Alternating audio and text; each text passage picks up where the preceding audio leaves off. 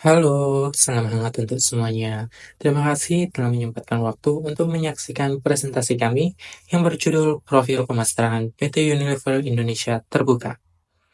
Dalam video ini, kami ingin mengajak Anda menyelami lebih dalam tentang sebuah perusahaan yang mungkin produknya telah hadir di kamar mandi Anda, di dapur Anda, bahkan di meja makan keluarga Anda setiap harinya. Unilever adalah salah satu perusahaan barang konsumsi terbesar dan paling berpengaruh di Indonesia. Tetapi, bagaimana mereka bisa sampai pada posisi ini? Apa strategi yang digunakan agar produk-produk mereka begitu dekat dan dipercaya ya oleh jutaan orang? Apa yang membedakan pendekatan pemasarannya dibandingkan dengan pesaing lain? Lewat video ini, kita akan menjelajahi kisah dan strategi di balik kesuksesan Unilever, mulai dari sejarah dan profil perusahaan, kategori produk yang mereka kembangkan, bagaimana mereka menerapkan strategi pemasaran yang inklusif, hingga kontribusi sosial dan lingkungan yang mereka berikan kepada masyarakat. Tujuan dari presentasi ini bukan hanya mengenal perusahaan, tetapi juga untuk memahami bagaimana pemasaran yang terencana dan beretika dan menciptakan dampak nyata bagi masyarakat luas. Mari kita mulai dengan sebuah kilas balik. Tahun 933, di masa Hindia Belanda, Unilever memulai kiprahnya di Indonesia sebagai produsen sabun. Dari awal yang sederhana tersebut, tidak ada yang menyangka bahwa perusahaan ini akan tumbuh menjadi bagian penting bagi kehidupan sehari-hari masyarakat Indonesia. Unilever Indonesia merupakan anak perusahaan dari Unilever Global yang berbasis di Inggris dan Belanda. Unilever Global sendiri berdiri sejak tahun 1929 dari penggabungan dua perusahaan, yaitu Margarin Uni dan Liver Brother, yang keduanya memiliki akar kuat dalam memproduksi barang konsumsi sehari-hari. Di Indonesia, perjalanan Unilever hampir 1 abad, mencerminkan komitmennya dalam membangun bisnis yang berkelanjutan, berbasis nilai, dan mampu beradaptasi dengan kebutuhan serta budaya lokal. Pada dekade awal, fokus produksi masih terbatas pada sabun dan kebutuhan kebersihan. Namun, seiringnya waktu, portofolio produknya berkembang ke perawatan pribadi, makanan dan minuman, serta produk rumah tangga. Semua itu dikembangkan dengan riset mendalam, mempertimbangkan kebiasaan masyarakat, serta menjawab kebutuhan pasar Indonesia yang sangat beragam, baik dari segi budaya, pendapatan, hingga gaya hidup. Tidak hanya dari sisi produk, Unilever juga menjadi pelopor dalam membentuk kultur korporasi yang humanis dan berorientasi pada masyarakat. Mereka percaya bahwa bisnis tidak hanya tentang menghasilkan keuntungan, tetapi juga manfaat sosial.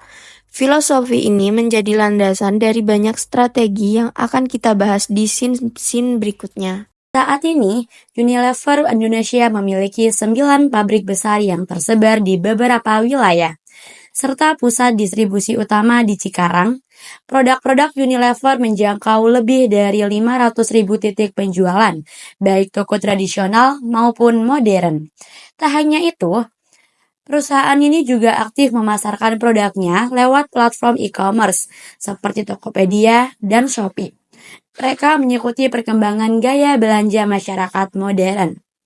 Produk-produk Unilever secara umum terbagi dalam 3 kategori utama, yaitu home care, personal care, dan food and refreshment. Kategori home care mencakup produk kebersihan rumah tangga seperti deterjen, rinso, sabun pencuci piring, sunlight, dan cairan pembersih lantai seperti Superpel. Produk-produk ini dirancang untuk memberikan efisiensi dan kebersihan maksimal sekaligus mempertimbangkan dampaknya terhadap lingkungan. Kategori kedua adalah personal care, yaitu produk-produk yang membantu konsumen menjaga kebersihan dan merawat tubuh. Di kategori ini, Unilever memiliki banyak brand ternama seperti Pepsodent untuk kesehatan gigi dan mulut, Lifebuoy untuk perlindungan dari kuman, Dove untuk perawatan kulit, dan Clean and Clear dan Sunsilk untuk perawatan rambut. Masing-masing produk ini dikembangkan berdasarkan riset konsumen dan disesuaikan dengan kebutuhan lokal, mulai dari aroma, tekstur, hingga gaya komunikasi iklannya. Terakhir, kategori Food and Refreshment.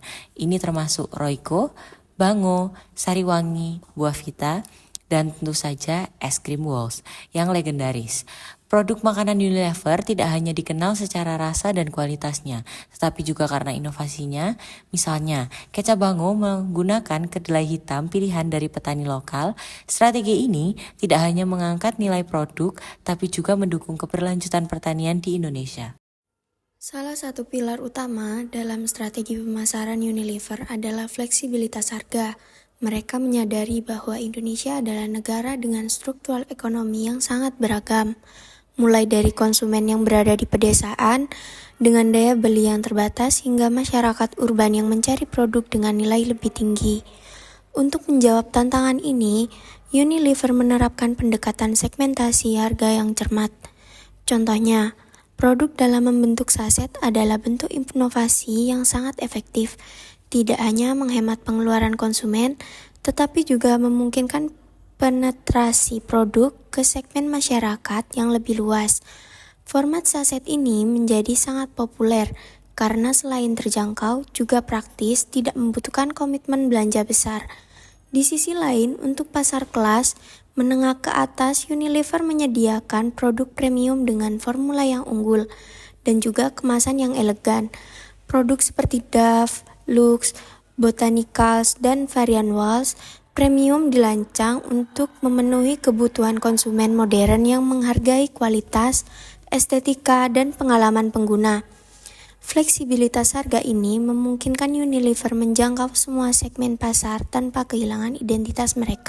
Pada kategori makanan dan minuman, Unilever menghadirkan produk seperti Royco, Bango, dan Walls. Mereka tidak hanya fokus pada rasa, tetapi juga memastikan kandungan gizi yang seimbang. Produk ini sering digunakan dalam masakan rumah hingga bisnis kuliner, membuktikan kepercayaannya di hati konsumen Indonesia. Kampanye edukatif merupakan salah satu kekuatan utama dari pendekatan sosial pemasaran Unilever. Mulai program-program seperti Senyum Sehat Indonesia dan School of Five, Unilever menunjukkan komitmennya untuk membentuk perilaku hidup sehat, khususnya pada anak-anak dan keluarga Indonesia.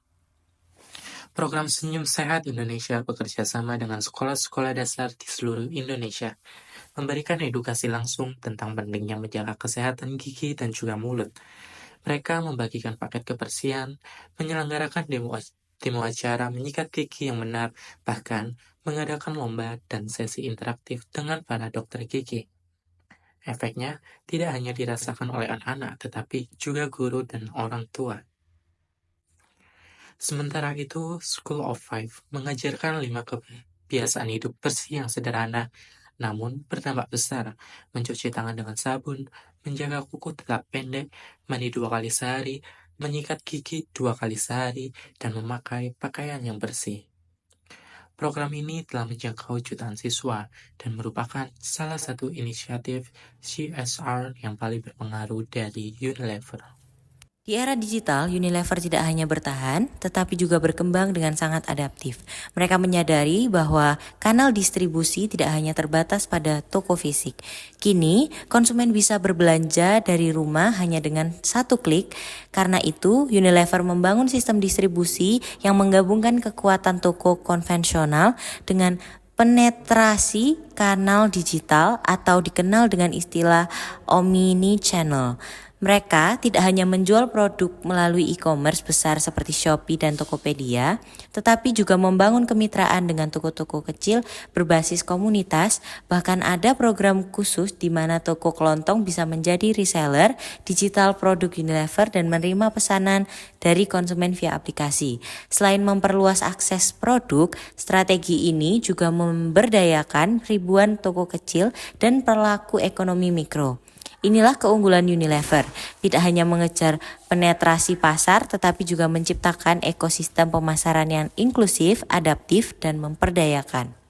Kontribusi Unilever terhadap perekonomian Indonesia tidak hanya dari segi produk dan juga pendapatan, tetapi juga melalui penciptaan lapangan kerja. Ribuan orang bekerja di pabrik, kantor, dan jalur distribusi mereka.